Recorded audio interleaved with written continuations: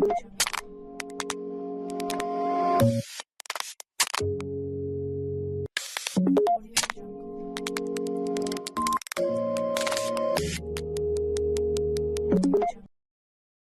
dia, boa tarde, boa noite. Estamos aqui no podcast Ecos da Mensagem, um podcast da Calvary Campo. Meu nome é Alisson e eu estou em ritmo junino com meu amigo, meu Isso irmão, aí, cara. Guilherme Viana. Tá chegando a época, tá frio. Muito bom estar com vocês, irmãos. Que bênção a gente estar aqui junto, falando sobre a palavra. E hoje a gente tem um convidado mais do que especial. Sim. Não é vocês, a gente tá aqui sempre, né? Mas temos conosco o nosso pastor, Diego Bittencourt. Isso aí. Seja muito bem-vindo, Diegão. Obrigado, gente. Bom estar de volta aqui. E enquanto vocês estão em ritmo junino, olha, eu queria destacar que eu sou o único que veste a camisa dessa igreja. Não, mas eu tô por baixo, eu tô com a camisa também. É? Então tá bom. Então tá certo. Lembrando que essa é uma conversa entre amigos, entre pastores, mas acima de tudo entre amigos, e ela tem como objetivo ecoar aquilo que está sendo pregado e outrora cantado na nossa igreja. Outrora, cara, que isso, cara. É só porque eu tô aqui, né? Ele usa outrora habitualmente? Não, né? Nunca vi, cara. Eu uso às vezes. Às vezes, tá certo. É. Também na nossa comunidade, você fique à vontade. Mas, Diego, nós estamos chegando aos 42, 43 minutos do segundo tempo de uma série. É verdade. Se eu não me engano, assim, acho que de série longa, a primeira que a gente acompanha, eu e o Gui. Eu creio que sim, creio que sim. E vocês chegaram ano passado, ambos, Isso. então, A gente ainda quer fazer um episódio especial recapitulando a série, mas domingo a gente abriu uma caixinha de perguntas, Tá. E uma das perguntas que chegaram a gente achou muito interessante, a Ok. gente quer que essa seja o pontapé Vamos lá. da nossa conversa, então. A pergunta é a seguinte: batizei com 12 anos, testemunho de Jeová. Preciso de um novo batismo para ter salvação? Excelente pergunta, e eu vou respondê-la. Mas deixa eu devolver. Como é que você... Um teste. Como é que vocês responderiam, pastores? Guilherme, quer falar? Eu quero falar. E acho que é muito bom isso, porque você vai corrigir a gente. Vai que, dentro do né, que a gente faz um aconselhamento. Só um assim, adendo. O Diego ele estava no primeiro episódio. Eu estava no espero primeiro que episódio. esse não seja o né, último, Eu vim fechar o programa. Cara, assim, eu vejo que dentro dessa... É uma pergunta muito, muito comum quando a gente é pastor na igreja e pessoas de várias comunidades chegam... Desculpa, só reafirmando, que expressão de fé ela disse Ela cita Testemunho de Jeová. Testemunha de Jeová, tá bom. Então, assim, eu vejo que para responder essa pergunta, eu veria alguns aspectos, eu partiria de alguns lugares. Primeiramente, eu vejo que a gente precisa partir de um ideal de eclesiologia, Tá. em relação a gente, como igreja, a gente precisa tomar uma decisão. Claro. A gente precisa ter a gente recebe ou não recebe. Alguns filtros. Isso, precisa haver filtros e precisa haver decisões claras, né? Não dá para ter algo... deixa que aconteça, depois a gente vê. E eu vejo que talvez a primeira ideia é que dentro desse filtro, não seja um filtro no sentido de apenas dar, não, você pode, você não pode, ou todos precisam se batizar, não apenas por um sentido de sectarismo, Isso. sabe? Você não crê no que eu creio, você tá fora. Mas eu vejo que precisa ser baseada principalmente no aspecto teológico, né, de a gente deixar claro que tem coisas que a gente percebe que a gente não vai concordar dentro de outra denominação, de outra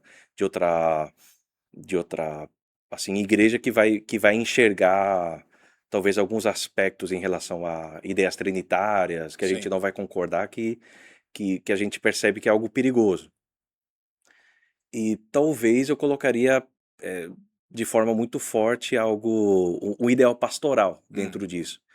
Porque pessoas que chegam, começam a perceber a fé a partir de um ideal reformado, a partir de um ideal assim mais saudável Sim. dentro do que a Bíblia está tratando. Isso, um ideal cristão. E o ideal cristão. Biblicamente saudável. Exatamente. E aí ela percebe o que ela cria, ou de que forma aconteceu aquele sacramento, o batismo, e eu vejo que pastoralmente é nosso papel como igreja ajudá-la. Sim. No sentido de que isso pode gerar na pessoa que está chegando muitas dúvidas, pode gerar, assim, na jornada de fé, talvez uma questão de consciência, de que, Sim. tá, será que eu me batizei?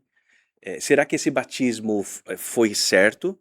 Será que aconteceu numa circunstância apropriada? Será que aconteceu de forma devida, como deveria acontecer? Teologicamente era certo? Então, assim, eu vejo que isso em muitas pessoas gera, na jornada cristã, muito problema de consciência, de que, tá, será que aconteceu de verdade? Ou como ela falou, será que eu sou salva? É uma dúvida Sim, legítima. sim. E até assim, eu penso, concordo com o Gui plenamente, também penso que o batismo, ele é a confirmação pública, né? O anúncio público de que você aceitou Jesus. Isso. Que você encontrou o evangelho, que você entende aquilo e por isso você quer professar publicamente a sua decisão. Então, onde eu quero chegar? Quando ela fala, né, preciso de um novo batismo para ter salvação. Mas assim, esse batismo, ela batizou crendo em quê? Com que conceito, com que ideia na cabeça dela? Foi da vontade própria? Foi porque ela terminou um certo período de curso, alguma coisa, e findava no batismo? Então, a minha resposta seria sim. Você precisa se batizar a partir do momento que você entender que Jesus Cristo é o Senhor e Salvador da sua vida e você queira professar isso de forma pública. Mas não, isso não é um passo para ter a salvação. Aí acho Legal. que tá misturando. Né? Eu acho que é isso mesmo. Eu acho que a gente, talvez colaborando aí com tudo que vocês falaram e sintetizando algumas coisas, nós precisamos entender que a salvação, e deixar isso muito claro para a audiência, a salvação é pela graça mediante a fé. É isso que Paulo vai dizer na carta aos Efésios, capítulo 2, versículos 8 e 9. Não por obras para que ninguém se glorie. Sacramento é obediência. É mandamento que demanda obediência. Se é obediência, é para um cristão. Então nós ceiamos em memória daquele que reconhecemos que nos salvou. Nós nos batizamos, como você bem disse, em sinal de obediência, de identificação e de reconhecimento de uma morte para o antigo eu, o que a palavra fala de uma antiga natureza, o Adão, para uma nova vida em Cristo. Então, batismo não salva ninguém, é o que vocês estão dizendo. Contudo, voltando à pergunta de modo bastante explícito, preciso me batizar, eu não sei se ela usou a palavra novamente, preciso me batizar de novo, acho que ela usou esse termo. Isso. Eu até diria, olha, nós não fazemos rebatismos, mas nesse caso, especificamente, não é um rebatismo. Nós não consideramos um rebatismo.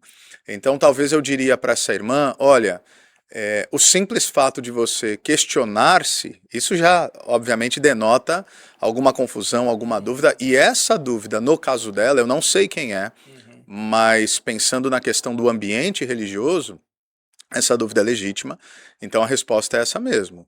Sim, você precisa não batizar-se novamente, você precisa ser batizada em nome do Pai, do Filho e do Espírito Santo. Você precisa ser batizada em nome da Trindade. Por quê? Pode ser que alguns que nos assistam façam parte dessa mesma... eu não sei se eu posso chamar de tradição religiosa, eu estou buscando termos aqui, mas dessa mesma igreja, tá?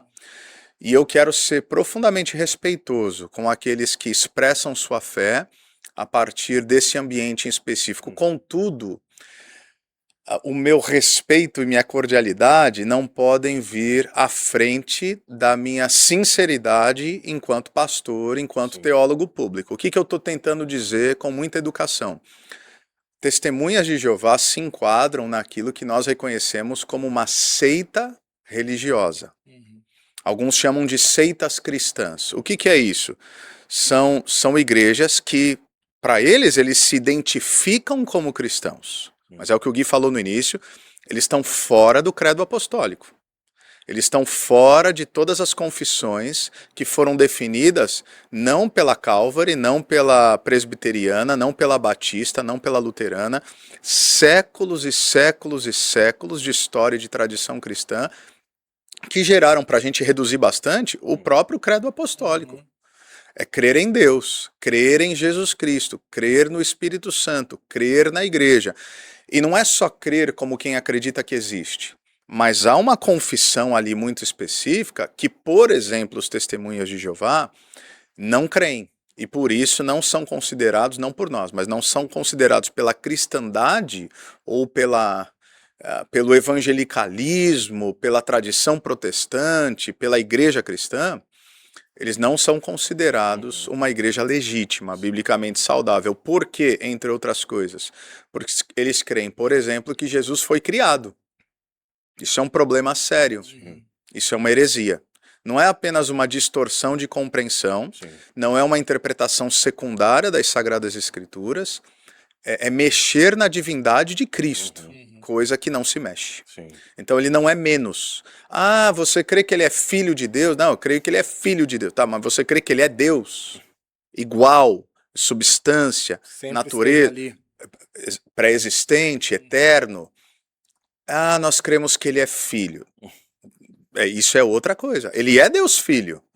Ele tem o seu papel na pessoa da Trindade, mas ele não foi criado, ele não foi, enfim, criado é a melhor expressão para ser bastante pedagógico. Então, é isso, só concordando com vocês, talvez me delongando um pouco, mas essa é uma pergunta importantíssima. E nós, eu mesmo já batizei várias pessoas que vêm de seitas. Testemunha de Jeová é seita. A Igreja dos Santos dos Últimos Dias é seita. A Congregação Cristã do Brasil é seita. Igreja Adventista do Sétimo Dia, para alguns, é seita. Então acho que são questões difíceis de pisar, mas a gente não precisa ficar constrangido em simplesmente declarar a verdade quando a verdade é aviltada de alguma maneira. É que essa ideia, né, de quando essa pessoa chega na nossa comunidade, a gente tem o dever de guiá-la, né, de Exato, ajudá-la, de auxiliá-la. exato. Então, sem trazer um peso, Isso. mas com a ideia de que, olha, meu irmão, a gente está querendo cuidar de você. E entender que você está num novo processo, numa jornada, então assim... distinta, uma jornada e que a gente não está inventando nada.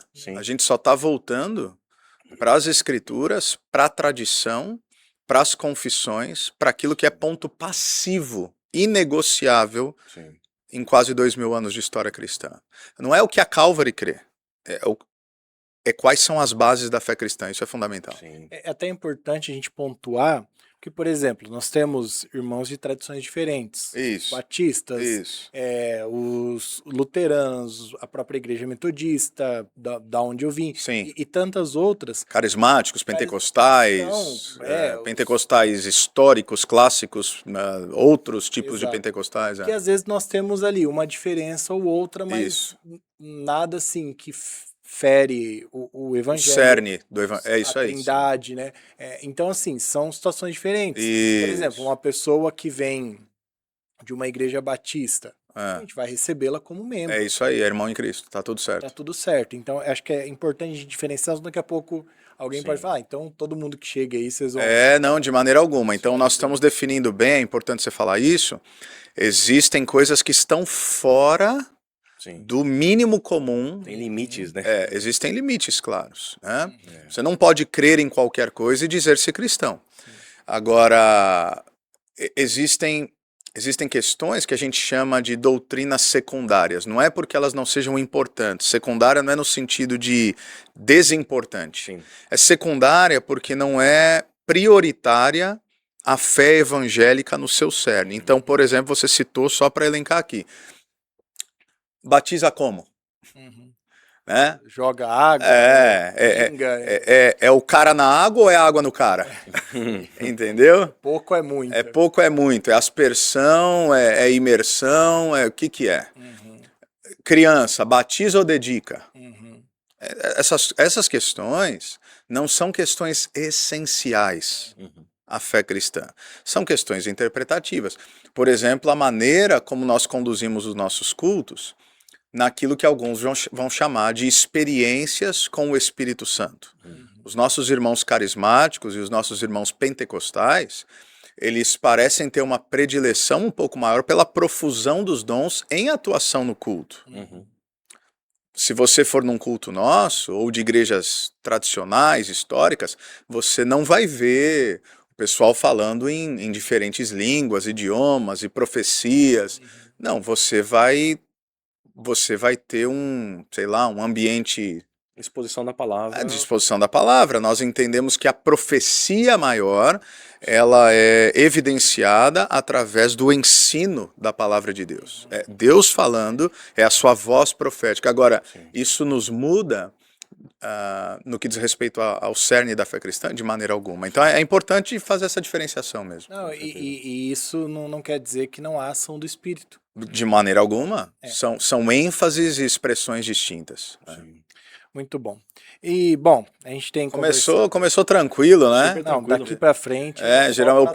O pessoal aí da técnica, geralmente eles são assim mesmo, assim já. Não? Eles estão empolgados hoje, tá bom. Vamos espremer Hoje é o esse dia, cara cara. hoje. Hoje é o isso, dia. cara. Diego, mas a gente tava falando de outras tradições e tudo, e a gente já conversou muito sobre isso também. Sobre muitas vezes o que é pregado, o que é passado aos irmãos ali da igreja, cria-se uma cultura de medo do fim dos tempos, um medo da morte, um medo... Onde eu quero chegar? Meu irmão, durante o nosso dia, durante a nossa caminhada, a gente acorda às vezes, meu, que dia maravilhoso, Deus, obrigado pela tua misericórdia que você renovou na minha vida. A hora que você sai de casa, um cara te fecha, você já peca e ali, Sim, e durante o dia você vai tropeçando. Mas como lidar com essa dúvida da salvação? Cara, será que durante o dia se Jesus voltar nesse momento e eu não tiver ajoelhado e pedido perdão por uma situação, por um tropeço ali, para onde eu vou, o que vai acontecer com a minha vida? Como que no nosso dia a gente pode ter a tranquilidade de que, olha, eu tenho em mim evidências de que sou salvo? Pronto, então 1 João falou disso do início ao fim. Sim. Vocês têm abordado aqui essas questões, né, reverberado, ecoado de fato as mensagens que nós temos refletido ali como igreja. E João fala muito sobre isso, sobre evidências da fé. Eu acho que a linguagem do apóstolo João, uma linguagem que eu particularmente gosto bastante, ele sempre está falando filhinhos, né, filhinhos. Nesse capítulo 5 que nós vimos, para quem não está ambientado, não acompanha os cultos, enfim, não tem problema algum, mas nós fizemos a exposição do texto de 1 João 5, versículos 1 a 13. E nós encerramos esse trecho, essa perícope, né, esse trecho das Escrituras, exatamente enfatizando esse que é o versículo tema da carta, o versículo 13. Você tem ele aberto aí ou não? Não, mas... Mas basicamente, se você quiser ler, assim, ipsis literis, eu acho que é uma boa, mas basicamente ele está dizendo o seguinte: eu escrevi-lhes essas coisas para que vocês saibam. Para que vocês saibam. Ou seja, João, ele quer nos trazer convicção. Ele já falou em capítulos anteriores, mais especificamente no capítulo 4, que o perfeito amor lança fora todo medo. Que é exatamente do que você está falando. Sim. Então, qual é o grande desafio? Parece meio óbvio. É conhecer a palavra. Conhecer a palavra e desfrutar de um relacionamento libertador com Deus pelo Espírito, mediado pela pessoa de Cristo, através da palavra. Eu estou com o texto aberto. Pode ler, por favor. Todo aquele que crê em Jesus, que Jesus é o Cristo, é nascido de Deus. E todo aquele que o ama que ama o Pai, ama também o que dele foi gerado. Você começou um pouco antes, você está no versículo 11? Versículo 13.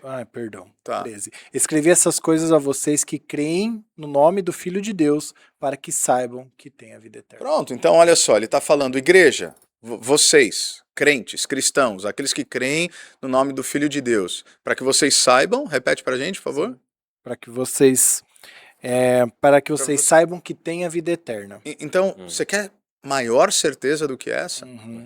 Ele fez uma série de explicações, ele falou na carta inteira das evidências da salvação. Como é que eu sei que eu sou salvo? Porque eu amo a Deus, porque eu amo meus irmãos, porque eu obedeço os mandamentos, porque existem frutos que sinalizam aquilo que Deus tem feito na minha vida. E aí, é claro que em algum momento nós teremos dúvidas. Mas quanto mais a gente amadurece, a gente percebe que de fato não há razão para viver uma relação com Deus pautada no medo. Sim. Como é que nós vamos ter medo de quem entregou tudo por nós? Como é que a gente vai ter medo de quem invadiu a história? Enviou seu filho, se fez carne, o Deus eterno se fez carne, habitou entre nós. Né? João começa falando exatamente isso, nós o vimos, nossos ouvidos ouviram, nós contemplamos, nossas mãos apalparam. Ele faz a mesma coisa no Evangelho, né? Essa ideia do verbo que encarna. Então, aquele que não poupou o seu próprio filho, isso é o que as escrituras dizem. Então, não há razão para o medo. A religião traz medo. E a mateologia traz medo. Agora, quando eu sei que eu estou em Deus, quando eu sou nascido de Deus, quando eu tenho a convicção que eu fui redimido por Cristo, que meus pecados foram perdoados, que eu sou liberto, é isso. Eu sei, eu simplesmente sei. Aí ele vai falar que o batismo de Jesus evidencia isso como testemunho, né? Ele se identificou conosco, ele vai falar da cruz, quando ele fala da água e do sangue, ele vai falar que o Espírito é uma testemunha, ele vai falar que Deus é uma própria testemunha, e se não fosse suficiente, ele vai falar, vocês ainda têm um testemunho interno. No fim, quem é salvo sabe, percebe o amor de Deus, conhece, sabe que Deus tem o conduzido na sua história. Então, puxa vida, se eu posso fazer uma oração por quem nos ouve aqui, naquilo que a gente está falando, é que essa pessoa não tenha medo de Deus. Talvez você aprendeu a ter medo de Deus. Talvez você ouviu de um Deus castigador, irado, cheio de juízo. E sim, Deus é justo, sim, Deus é santo. Mas uma coisa não é excludente à outra. Porque esse Deus justo não se revela a nós a partir da sua ira. Mas ele se revela a nós, os seus filhos, a partir do seu amor, mediado por Cristo, porque agora quando ele nos vê, ele vê o sacrifício de Jesus Cristo. Então isso é libertador. Então não tem essa de acordar salvo, perder a salvação no meio do dia e dormir meio na dúvida.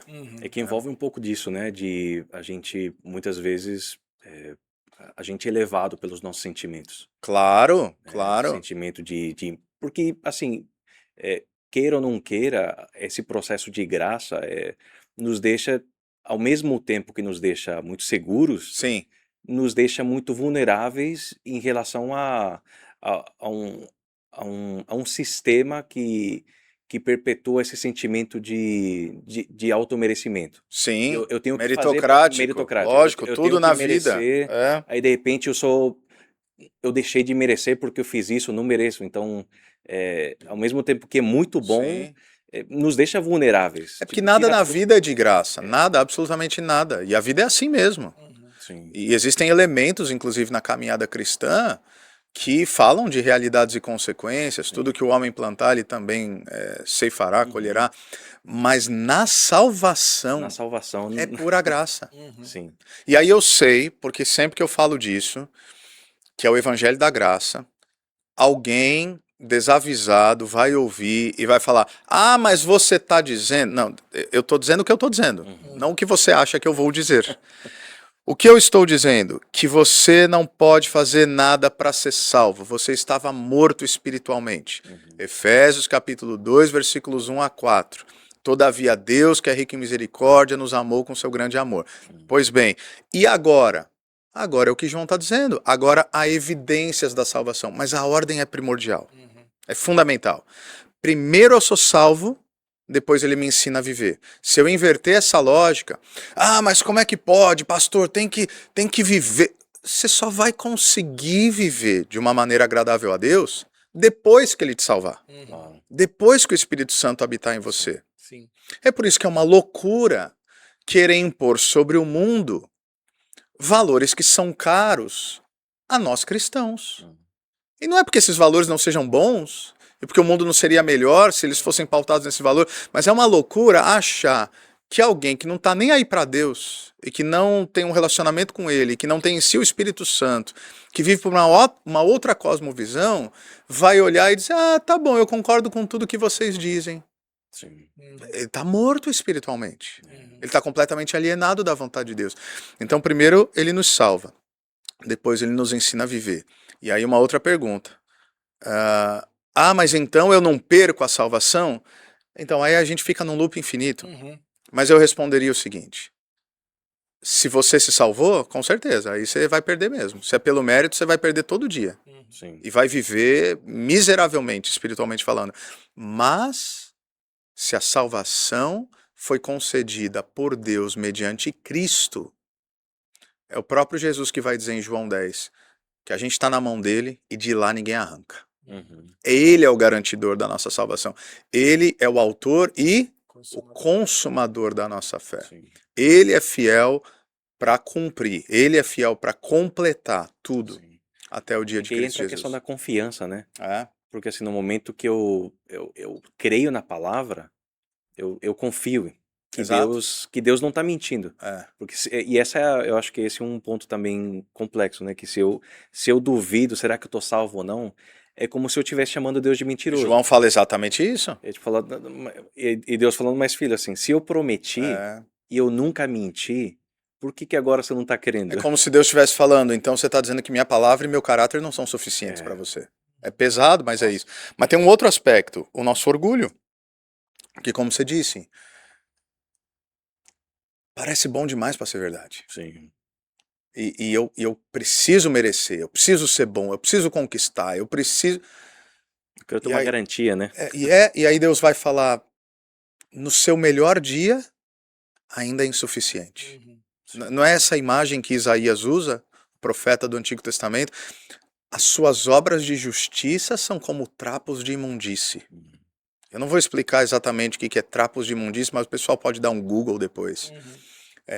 Qual é a referência exata de para que isso era usado. Então, o profeta está falando, não tem valor algum. É pura sujeira. No seu melhor dia, você ainda não é justo o suficiente. Por quê? Porque todos nós somos pecadores. Somos pecadores e vivemos num mundo caído. E muitas vezes... Isso não deve gerar comodismo, de maneira alguma. É sempre bom a gente ressaltar isso. Mas, porque senão não vou descansar. Claro, não. Eu tô tranquilo. Sou salvo. Mas a gente vive num mundo caído, um sistema mesmo. Acho que foi essa palavra que você usou. Eu usei a palavra sistema. Esse sistema que muitas vezes vem para nos enfraquecer, vem para gerar dúvida. E, Diego, como lidar com esse sistema? Como não deixar com que isso atinja a nossa confiança? Sim. Aí é luta. Tá vendo o complemento? Aí é luta. Uhum. Para se salvar não tem luta, porque morto não luta. Uhum. Mas agora, uma vez salvo, é batalha todo dia, irmão. É porrada. É Paulo dizendo o seguinte, eu esmurro meu próprio corpo. Eu não cheguei lá ainda, ele diz. Não que eu tenha obtido tudo isso, uma coisa faço, deixando as coisas que ficaram para trás, eu prossigo para o alvo. E o que é o alvo? Não é um lugar, não é um destino. O alvo aqui não é céu, o alvo é uma pessoa, é Jesus Cristo. Então, esse mundo, ele vai tentar, esse sistema de rebeldia, seja pela sedução, a gente falou um pouco sobre isso, né? Pela mera ilusão. Talvez o que João já disse lá em 1 João 2, 15 a 17, era a concupiscência da carne, dos olhos e soberba da vida, né? Ou a preocupação, ostentação dos bens. Então, a gente até falou que tudo se resume a essas três áreas da vida, né? Aquilo que eu preciso como carne, aquilo que eu vejo e passo a desejar, e aquilo que eu quero me tornar a partir de uma ostentação e projeção do que eu não sou, mas eu quero que os outros percebam assim. Então, pode ser sedução, pode ser escárnio, pode ser escárnio. Então, quer dizer, nós vivemos em uma cidade aqui Nossa cidade, quantas vezes eu lidei com pessoas que tomaram uma decisão real por Cristo, saindo apenas de uma religião cultural que para eles admitiram que não significava muita coisa, e quando eles decidem se batizar, pais, avós vão dizer assim, mas peraí, você vai virar crente? De uma vozinha com toda a sinceridade de coração, porque assim ela foi ensinada, ela olhar e falar, meu filho, você vai me dar esse desgosto no fim da vida? Bom, que desgosto? Falar que ama Jesus? Porque agora ele está frequentando um ambiente diferente do qual ele nasceu, acho que vocês entendem o que eu quero dizer. Sim. Então pode ser escárnio, pode ser isolamento, exclusão social.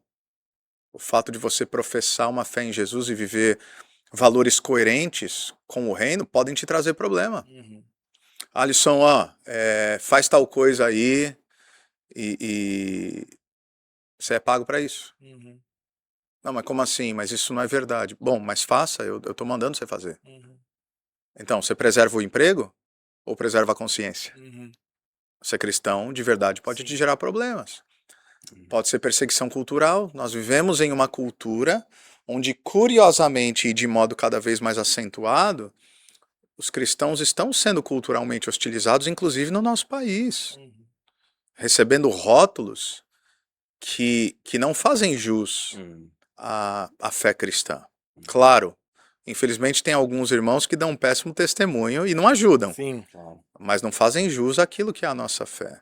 E em alguns lugares, ainda hoje, o mundo vem contra nós a partir de uma perseguição que pode ganhar contornos físicos, inclusive. Sim. Em alguns países hoje no mundo, ser cristão significa estar diante da morte todos os dias. Então, Sim. é isso, o mundo quer nos... Ou, se ele não seduz, ele destrói. Não, diga. Pode falar. Não, você está falando um pouco, Gui. Fala aí, eu estou monopolizando também. Eu acho que, assim, dentro do movimento de providência de Deus, ele provê o que a gente chama de meios de graça, né? Exato. Como se fosse de fato, para nos acompanhar, para nos dar ferramentas, nos dar estrutura, para que a gente caminhe essa jornada mesmo no exílio, né? Que a gente vive no mundo, isso, né? Esse que a gente estava conversando. a gente estava conversando mais cedo. Mas essa ideia de... A própria ceia, né? Ceia, os sacramentos, a palavra, a oração, a comunhão, até o fim, é isso que, dentro do que Deus nos dá, é o que nos sustenta nessa jornada, né? Na tradição reformada, nós falamos da perseverança dos santos. Exatamente. Né? Então, quer dizer, não é que a gente vai dar conta, Sim. é que Deus há de nos preservar até o fim, a gente crê nisso. Claro. A despeito das nossas limitações. É que as pessoas muitas vezes confundem a salvação com santificação. Isso. Fala um pouquinho pra gente sobre isso. A ideia é que na salvação a gente entende o movimento, o que a gente chama de monérgico, né, de Deus. Apenas Deus age. Ação única dele, Deus age em prol de nós e nos desperta, né? Isso. E agora, como despertos, como filhos que acordaram no movimento de santificação, a gente vê algo como mais sinérgico, né? Isso aí.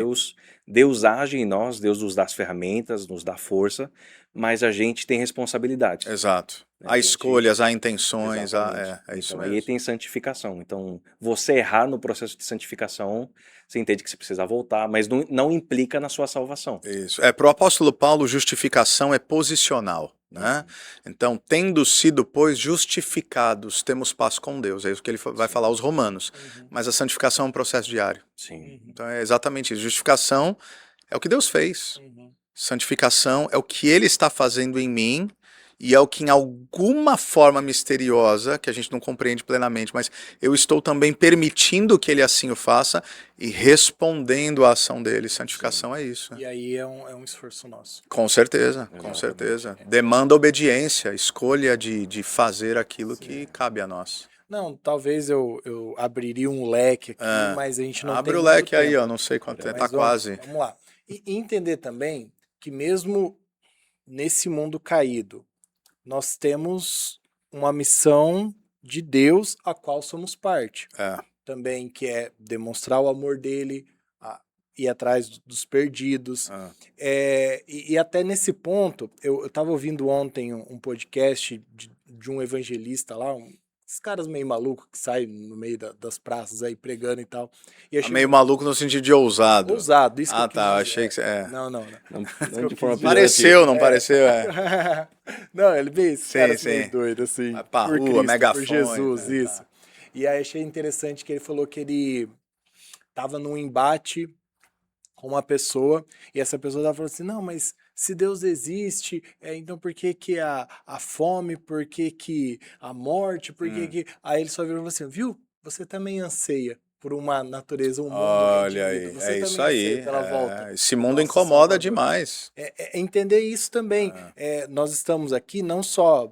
A gente precisa lutar, sim, pela santidade, para se manter cada vez mais parecidos com Jesus, naquilo que cabe a nós, naquilo que é da nossa parte, mas também entender que nós temos como missão também falar Uau. desse mesmo Jesus, esse mesmo amor que um dia nos alcançou. Isso Aqui envolve está ao obedecer nosso toda a redor. palavra, né? Exato. Não é só obedecer algumas partes que falam sobre nós, mas É. a obediência também envolve a missão, a Exato. pregação do evangelho. E aí é também entender que isso é viver por Cristo. Sim.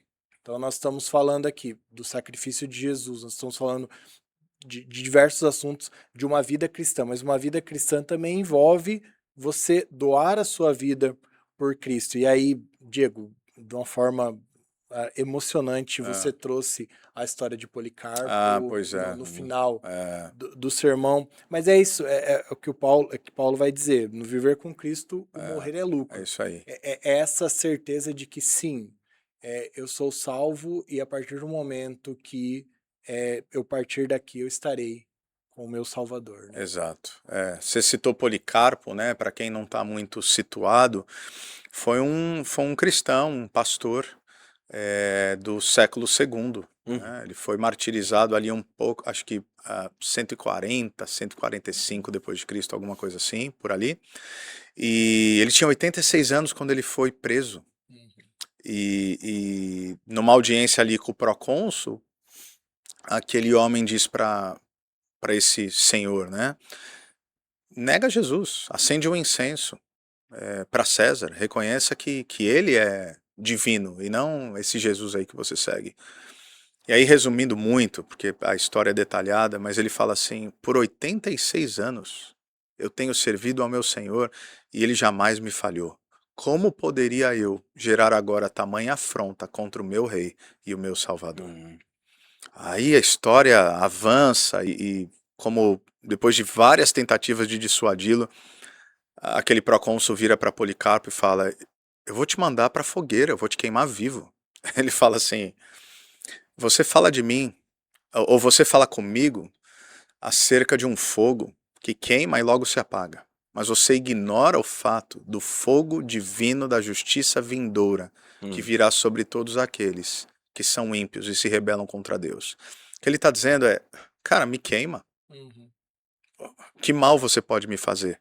Apressar o meu encontro com o meu Criador é tudo que eu quero. Vai em frente. E de fato ele morreu, sendo colocado na fogueira e depois espetaram ele assim, porque o fogo não pegava no cara. Essa é uma história fabulosa, inclusive. Sim. E é dito, a história diz que ele morreu com um semblante pleno e cantando louvores a Deus e agradecendo por aquele privilégio de se encontrar com ele finalmente. Então, quer dizer, o que fez com que homens e mulheres vivessem e morressem de modo tão destemido? Esse versículo 13. Saber que a vida eterna deles estava garantida em Cristo Jesus. Só assim a gente pode viver uma vida absolutamente liberta, sem medo, com propósito. Se for hoje, se for amanhã, se for daqui 50 anos. Diego, você tem medo da morte? Zero. Zero. De jeito nenhum. Vou para qualquer lugar, não serei tolo ao me expor à morte desnecessariamente. Mas o dia em que meu Deus quiser me chamar, eu tô pronto. Humanamente falando, sendo bastante sincero com vocês, quando eu penso na morte, eu penso assim, pô, eu não queria morrer tão jovem pelos meus filhos e pela minha esposa. Tô sendo assim, franco com vocês. Agora, medo? Sim. De quando vai ser, como vai ser? Zero. Eu sei em quem eu tenho crido, eu sei para onde eu vou, tá tudo certo. Eu vejo que no início da igreja tem esse forte aspecto, né, acho que frente aos mártires, né, É o acho que, anseio, claro. Privilégio, né? Porque um não... privilégio. A gente vê isso em Atos capítulo 5, quando eles foram açoitados, os apóstolos. Uhum. Eu acho um texto interessantíssimo. Eles saem do sinédrio depois de ter apanhado pra caramba, porque açoitado é uma palavra até quase poética, né? Ah, sofreram açoite, eles tomaram porrada, chibatada nas costas. Por quê? Pelo simples fato de falar de Jesus. E aí o texto diz que eles saíram sentindo-se privilegiados por terem sofrido por causa do, e aí Lucas usa em maiúsculo, do nome. Essa é a expressão que está lá, ao menos na NVI. Sofrerem por causa do nome. O nome sobre todo nome, Jesus Cristo. Então, se você perguntasse, poxa, gente, vocês abandonaram tudo para seguir Jesus e Deus não está nem poupando vocês da perseguição, da dor, da luta, do escárnio, da porrada, da tortura. Que Deus é esse? Eles olhariam e falam, do que você está falando? O meu mestre sofreu infinitamente mais. Ele está me concedendo o privilégio de, mesmo que minimamente, ser identificado com ele nas suas dores? Claro. Não sou digno. Que privilégio. É o que eles diriam. Sim. Eu não sei se é o que nós diríamos, É, mas é o que eles diriam. É o que eles disseram. eu gosto de pensar nessa ideia de que uma vida que é alguém que vive para Deus, ou uma vida vivida para Deus, ou uma pessoa que vive. Eu tô tentando colocar numa frase, mas uma pessoa que vive se entregando para Deus em vida, também não terá problema em se entregar na morte para Deus. Nenhum. Esse é o Nenhum. ideal, né? Aliás, a expressão de Atos 1:8 é essa. Jesus, ele, momentos antes da sua ascensão, ele disse para os discípulos o seguinte: vocês receberão poder quando o Espírito Santo vier sobre vocês e serão minhas testemunhas em Jerusalém, toda a Judeia e Samaria até os confins da terra. O termo testemunhas, ali, talvez vocês já me ouviram falando isso, do grego é martos, martúrio, martus, e logo já nos lembra do que a gente está falando. Então olha que interessante, Jesus está prometendo que todo o que crer nele morrerá de modo martírico? Claro que não. Então, um mártir não é apenas aquele que morre pelo que crê. Ele é, antes de tudo, o que vive pelo que crê. E crê tão fortemente que, se necessário, é o que você está dizendo, entrega a sua vida por aquilo que sempre creu, sem nenhuma dificuldade e ressalva.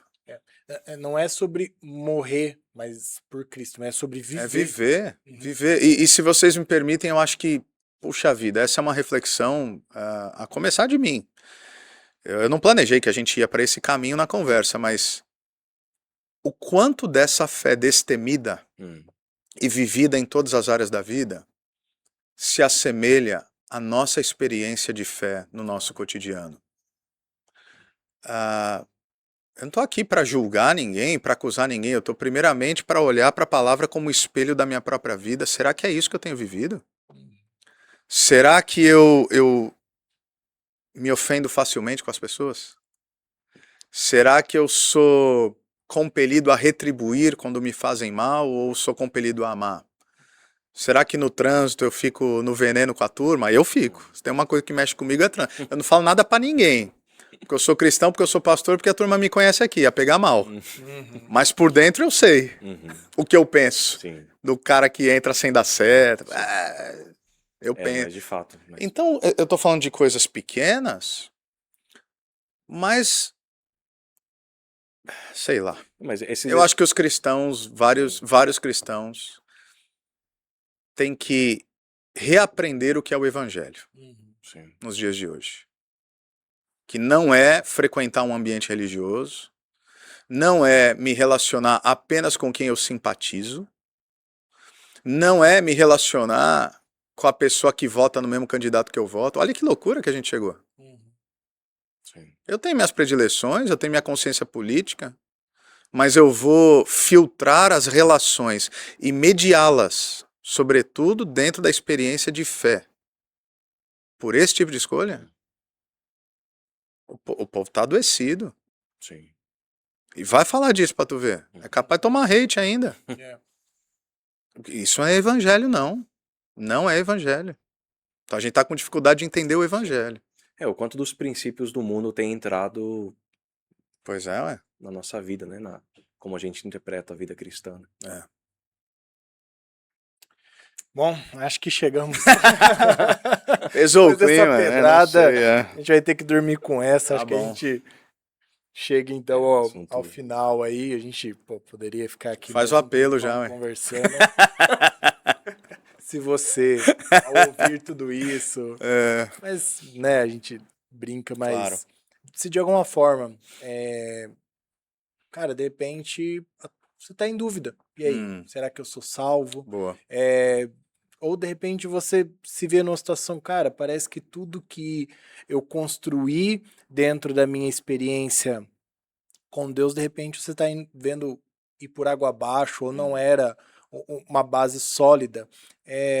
Meu irmão, nos procure, procure a igreja, Legal. a nossa, ou uma igreja que você tem aí perto de você, que você sabe que é uma igreja bíblica, saudável, mas pode escrever aí nos comentários, mas assim, não viva nessa dúvida, não viva nessa inconstância, não viva até nessa vida de mornidão, assim, de ou eu tô esperando ver o que vai acontecer com a minha vida, ou então, beleza, eu sou salvo, então agora é só aguardar. Não, viva para Cristo, decida para Cristo. Esse é o nosso apelo como pastores da Calvary, como pessoas que um dia tomaram também essa decisão de dedicar suas vidas em prol do Evangelho, e fazemos isso decidindo por isso todos os dias. Todos os dias nós precisamos decidir amar o nosso irmão, decidir viver aquilo que muitas vezes vocês veem a gente pregando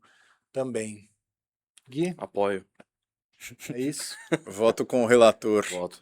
Eu elencaria mais um perfil, quem sabe. Talvez você caiu nessa live aqui, nesse vídeo, e você não está vivendo em mornidão, você não está com dúvida. Talvez você sabe que você está longe de Deus. Eu queria dizer que não é tarde demais. E que você não está aqui por acaso. Que Deus te ama e sempre é tempo. Amém. Amém. Só agradecer aos nossos parceiros, VIPTech, com esse estúdio, essa estrutura maravilhosa. Nem o Flow em toda a sua glória. Eu não sei se pode falar nome, cai a live? Não cai, né? Não cai. Pode Nem ficar pronto, tá bom. Não, nem. E Calvary Café, então? Quem Pô, que tem patrocínio de Calvary Café? Ninguém. Caraca. Então, ninguém. mas é isso. Muito à frente. Deus os abençoe. Semana que vem nos encontramos aqui novamente. Diego, obrigado. Obrigado mais uma vocês. vez. Alegria estar aqui de volta. Uma hora eu apareço de novo. Sempre Tamo junto. sempre que quiser. Valeu. Deus abençoe. Tchau, tchau. Abençoe.